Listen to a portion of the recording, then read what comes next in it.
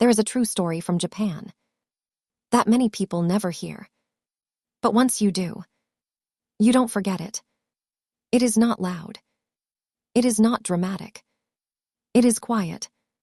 And that is what makes it painful. In a small city in Japan, there lived an old man named Hiroshi. Hiroshi was 76 years old. Every morning, without fail, he woke up at 5 a.m. He cooked a simple breakfast: rice, miso soup, and tea. Always 2 portions. One for himself, and one for someone who was no longer there. Hiroshi had been married for 52 years to a woman named Eiko. They were not rich. They were not famous. But they were deeply, quietly in love. They met when they were young factory workers. He was shy. She laughed easily. And from the day they married, they promised each other one thing: no matter how busy life becomes, we will always eat breakfast together. And they did. Through poverty, through sickness, through long working hours. Every morning, they sat at the same small table. Until one winter, Eiko fell ill. At first, she said it was nothing. Just tiredness. Just age. But it was. The hospital visits became frequent. The smiles became weaker.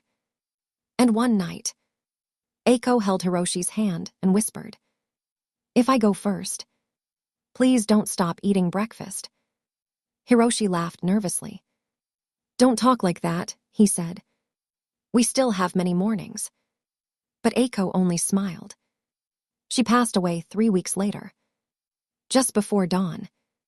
After the funeral, neighbors checked on Hiroshi. They brought food. They offered company. But after some time, life moved on for them, and Hiroshi was left alone. Every morning at 5 a.m., he still woke up. He still cooked rice. He still made miso soup.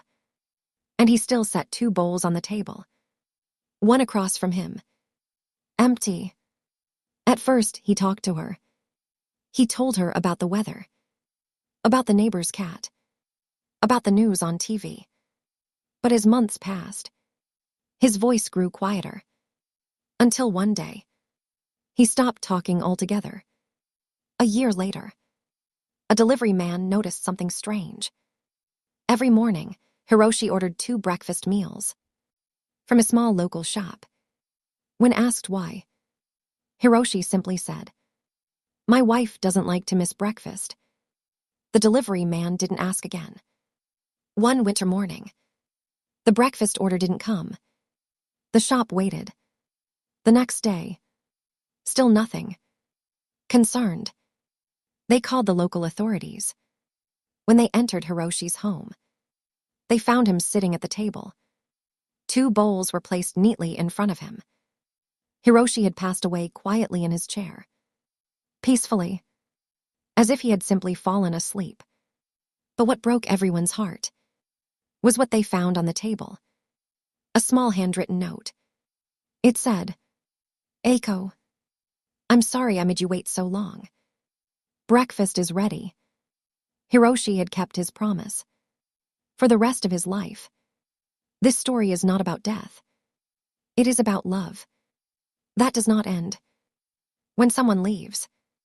It is about promises that are kept, even when no one is watching.